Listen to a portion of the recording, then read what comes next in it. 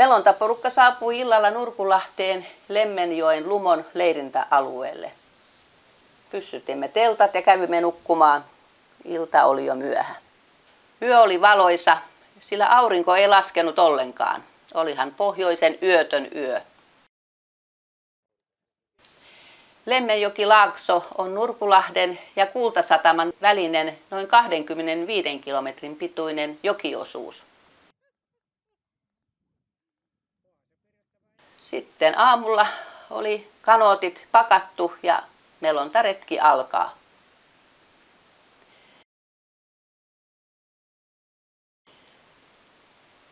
Edessä kohoaa tunturi, joenkielinen.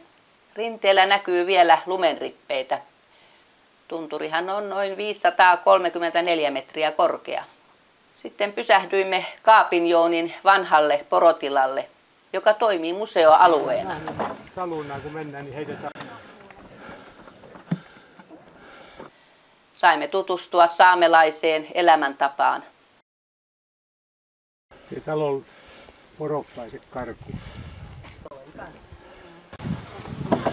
Me tuohon pihapiiriinkin mennään. Eikö me tosta jo päästä ylös? Joo, sitten joutuisi jo aitaa putikamaan. Niin. Kellä on niitä hyviä kameroita ja kuvia, niin lähettää tuohon.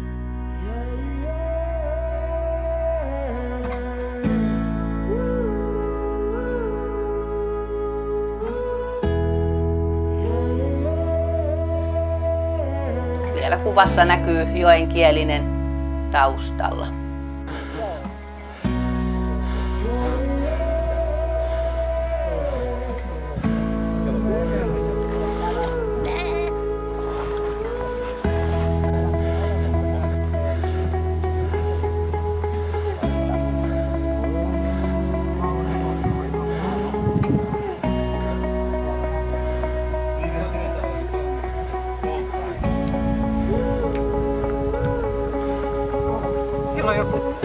On täällä joku ihminen.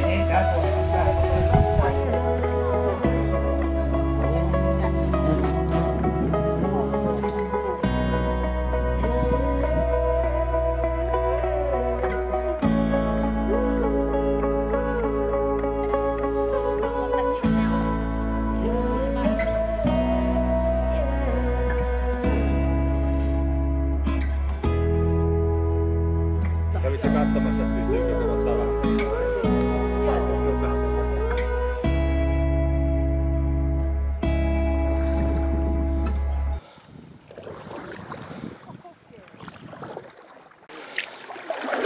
On sellainen reliefi luonnossa, jota en ole ennen nähnyt. Männynrunko oli menneinä aikoina tärkeä merkki, eli karsikkopuu. Rungosta otettiin irti palanen kuorta ja näin syntyneeseen taulumaiseen kohtaan kaiverrettiin tiedot kaikista elämän merkityksellisistä asioista.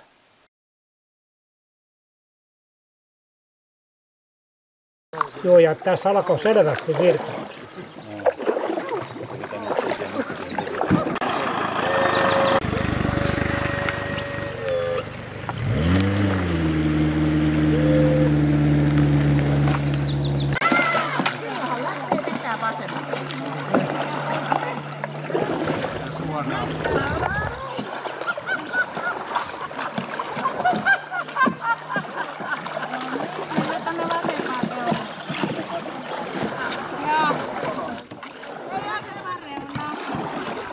Sitten olimme Searitysnivassa, jossa jouduttiin melomaan vastavirtaan. Ja edessä on venelossi eli vaeltajien ylityspaikka.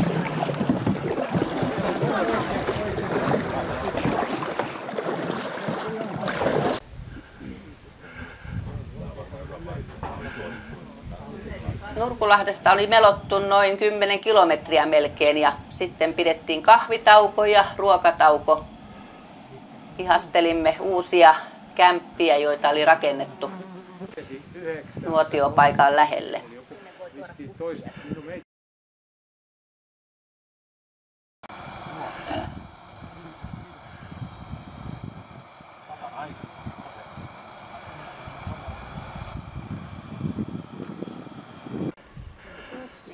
Ottaako joku kuumia? Otatko sä kuumaa? Miten sä, kun sä oot siinä sitten niin sä oot siinä puuarkussa, silloinkin kun sä keität, että nyt kahvit. Puuarkka, siihen asti. Ei tiedä. Ei tiedä. En mä luule, että sä kopautat sit. Se on vähän sellainen vissiin toi liulukka semmonen niinku. Mä ehtin unohtaa jo. Sitten taas pelastusliivit päälle ja matka jatkuu.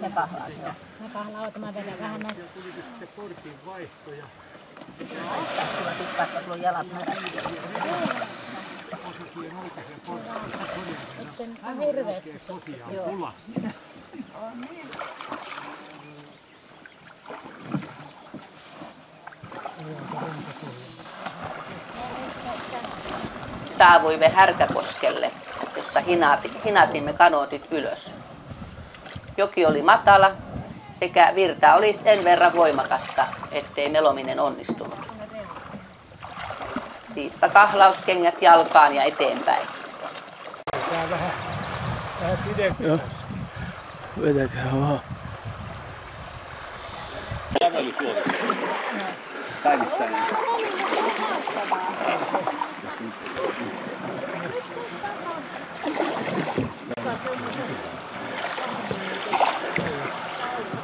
On aika liukkaat nämä kivet paljaita.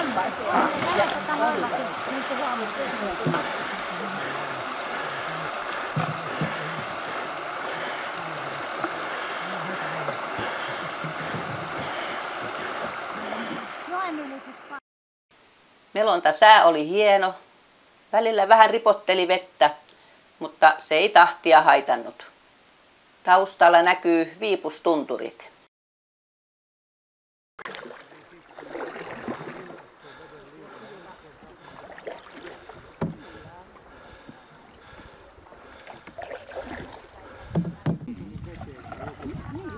Kyllä jylhyyttä riittää. Siinä on satoja metriä korkeus. Se voi olla niin.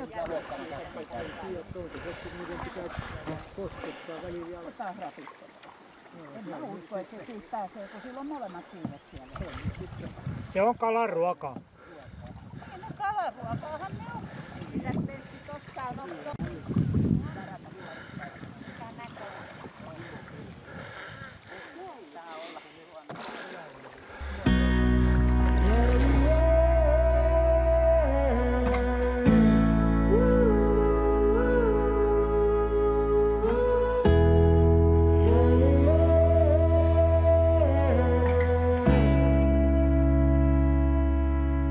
Sitten saavuimmekin Ravadasjärvelle, jossa yövyimme 2 yötä. Alueella oli autiotupa, mitä käytimme myöskin ruoan valmistuksessa ja vähän majoittumisessakin.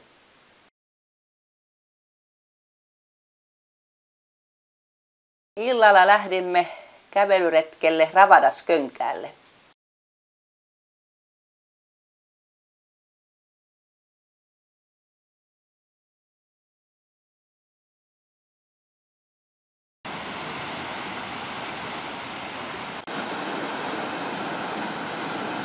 Ravadasjoki ahtautuu kapeaan kanjoniin.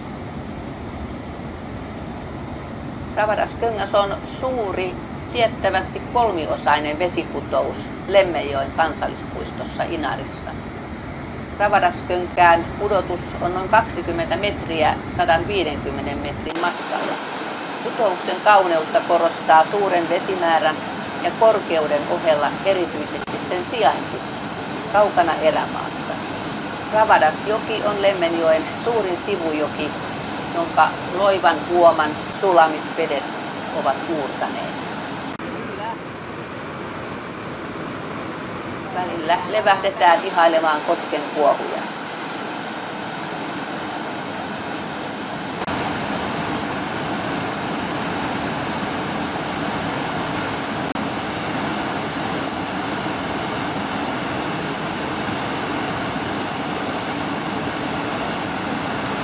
Kullervot kukkivat runsaana joen varrella. aivan keltaisena.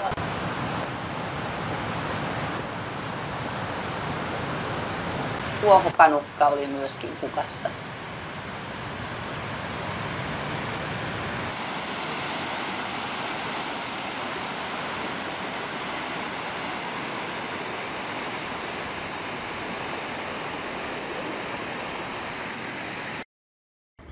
Sitten matka jatkuu kohti Kultahaminaa.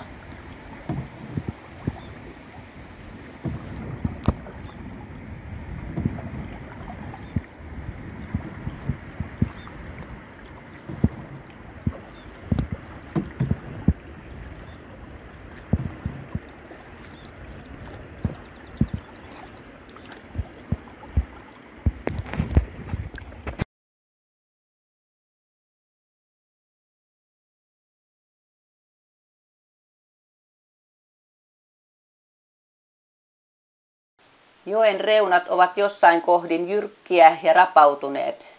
Tulvavedet keväisin repivät puita juurineen ja uurtavat joen mutkia.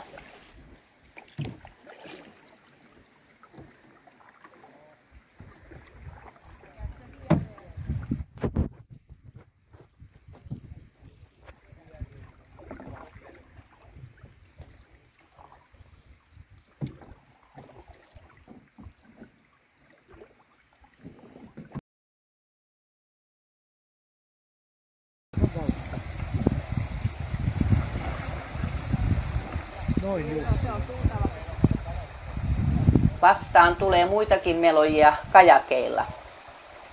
Jäimme katsomaan, miten kajakit selvivät koskenlaskusta.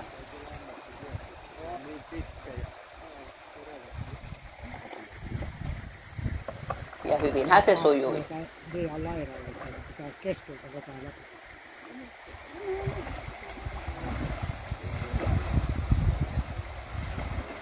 Isätä hallitsi hyvin. Tuossakin vauhdilla vaan mennä tonne.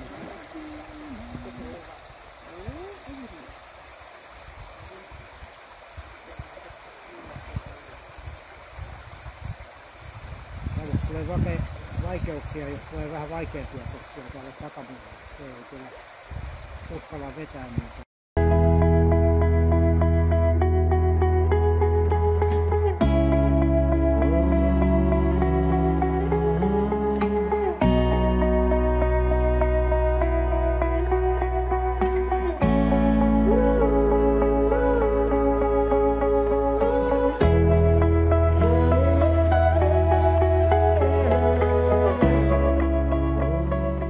Sitten tutustuttiin kullankaivajan historiaan Kultahaminassa.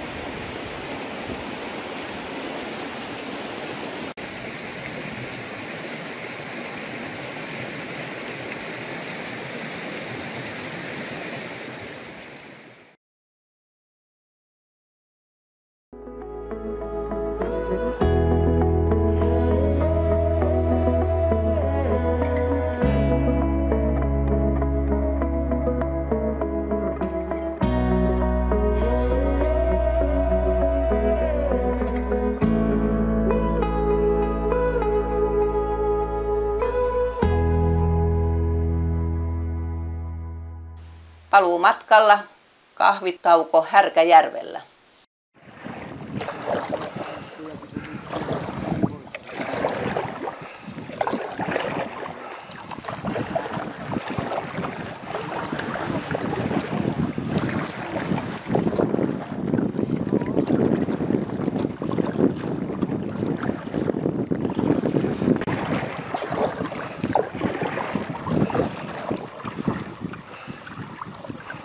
Saavutaan jo takaisin Nurkulahteen, jossa odottaa sauna ja ruoka.